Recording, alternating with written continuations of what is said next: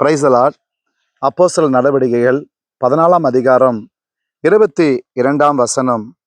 சீஷருடைய மனதை திடப்படுத்தி விசுவாசத்திலே நிலைத்திருக்கும்படி அவர்களுக்கு புத்தி சொல்லி, நாம் அநேக உபத்திரவங்களின் வழியாக தேவனுடைய ராஜ்யத்தில் பிரவேசிக்க வேண்டும் என்று சொன்னான்.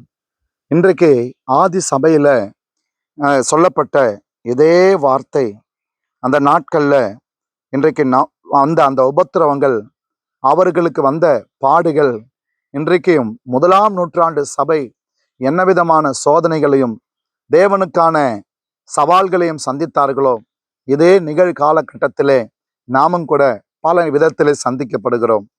வேதம் சொல்லியிருக்கிறது, இன்றைக்கு விசுவாசிகள் வாழ்க்கையில மனதை திடப்படுத்த நாம் பழக வேண்டும். நல்ல அந்நிய பாஷை பேசுறேங்க, நல்லா ஜெபிக்கிறேங்க, ஆராதனைக்கு போகிறேங்க, ஆனால் நம்முடைய மனது அளவில் தேவனுக்கான ஒரு உறுதியை, வசனத்தை மையப்படுத்தி வைக்க வேண்டும். சில நேரங்களில் எல்லாம் சாதகமாக இருக்கும்போது அல்லேலூயா ஸ்தோத்திரன்னு வரும். ஆனால் எல்லாம் நம்ம வாழ்க்கையில் எதிர்மறையாக நடக்கும்போது, ஏன் ஆண்டவர் எனக்கு இப்படி அனுமதிக்கிறார், ஏன் எனக்கு இவ்வளோ போராட்டம்?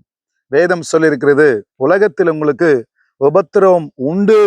யோவான் 16ஆம் அதிகாரத்தில், நீங்கள் திடன் கொள்ளுங்கள், நான் உலகத்தை ஜெயித்தேன் என்று வேதம் சொல்லியிருக்கிறது.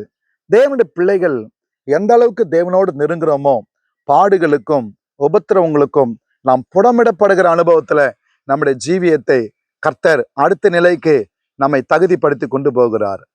இங்கு வேதம் சொல்லியிருக்கிறது, சீஷர்களின் மனதை திடப்படுத்தி விசுவாசத்துல நிலைத்திருக்கும்படி அவர்களுக்கு புத்தி சொன்னான். இன்றைக்கு சபையில இன்றைக்கு ஒரு சிலரை கர்த்தர் வைத்திருக்கிறார். நல்ல என்கரேஜ் பண்ணுவாங்க, அநேகருக்கு கவுன்சிலிங் கொடுப்பாங்க, புத்தி சொல்லுவாங்க. அதுதாங்க விசுவாசத்தினுடைய முதிர்ச்சி. தேவனை பற்றியும் அவர் நோக்கத்தை பற்றியும் அவருடைய திட்டத்தை பற்றி புரிஞ்சவங்க யாராவது பலவீனமா இருந்தாங்களா, அவங்கள தட்டி எழுப்பி அவங்களுக்கு புத்திமதி சொல்லி தூக்கி கொண்டு போவாங்க. இது ஆவியானவர் நடத்தக்கூடிய செயல்.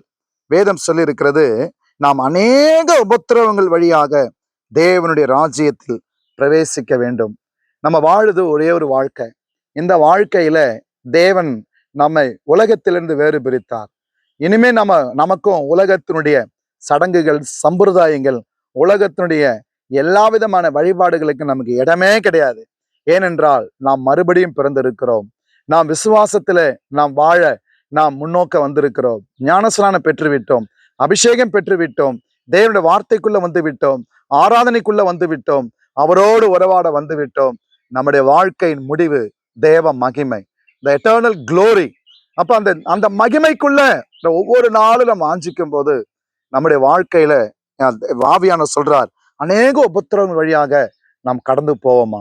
சில நேரங்கள் அது வியாதி என்ற பேர்ல இருக்கலாம், சில நேரங்கள்ல பிரிவு என்ற பேர்ல இருக்கலாம், சில நேரங்கள்ல தனிமை என்ற இடத்துல இருக்கலாம், சில நேரங்கள்ல சொந்த குடும்பத்தாரே நம்ம ஒதுக்குகிற நிலமா இருக்கலாம், சில நேரங்கள்ல சொத்துக்கள், ஆஸ்திகள் எல்லாம் இழக்கக்கூடிய நிலை இருக்கலாம், சில நேரங்கள்ல எதிர்பார்க்காத சில பலவீனங்கள் நம் வாழ்நாள் முழுவதும் தொடரக்கூடியதா இருக்கலாம். எது நடந்தாலும் சரி, நாம் எதை கண்டு பயப்பட போவதில்லை. பயத்தை தாண்டி விசுவாசத்தை வலுப்படுத்த, என்னுடைய வாழ்க்கையில சொகுசான நிலைமை, சுகமான நிலைமையை கடந்து என் தேவனுக்கான நிலை நிற்கக்கூடிய பாடுகளிலே என்னுடைய விசுவாசத்தை உறுதிப்படுத்த அடுத்த நிலைக்கு கொண்டு போகதான் ஆவியானவர் நம்மை வழி நடத்துகிறார். இந்த நாளில ஒருவேளை ஏன் ஆண்டவரே எனக்கு இவ்வளோ பாடுகள், நீங்க கேள்வியோடு இந்த வார்த்தை கேட்டுக்கொண்டிருந்தீங்கன்னா, கர்த்தர் உங்களுக்காகவே கொடுக்கிறார். அநேக பாடுகளின் வழியாக நாம் தேவனுடைய ராஜ்யத்துல பிரவேசிக்க வேண்டும் என்று சொன்னார். நம்முடைய வாழ்க்கையில பாடுகள் நம்மை ப்ரமோஷன் கொண்டு போக தவிர, the persecution leads to promotion, so don't be fear about it. நீங்க அதுக்காக கவலைப்பட வேண்டாம், தேவனுக்காக நிலைச்சிருங்க, தேவ மகிமை உங்களை மூடிக்கொள்ளும். ஜெபிப்போமா. நல்ல பிதாவே, இந்த நேரத்துல இந்த வார்த்தைக்காக ஸ்தோத்திரம். இந்த வார்த்தை கேட்டிருக்கிற அருமையான தாய்மார்களுக்காக, சகோதரர்களுக்காக, அந்த வயதுல முதியோர்களுக்காக, வாலிப பிள்ளைகளுக்காக, எல்லாருக்காக ஜெபம் பண்றாப்பா.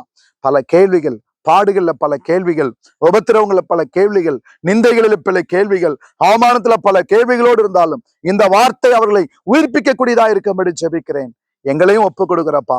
பாடுகள் வழியாக தேவனுடைய ராஜ்யத்தில் பிரவேசிக்க எங்களை தெரிந்து கொண்டவர், உங்களுடைய பிரசன்னத்தால எங்களை சூழ்ந்து கொண்டு நிரப்பி ஆளுகை செய்யும். இயேசுவின் நாமத்தில் பிதாவே, ஆமென். God bless you.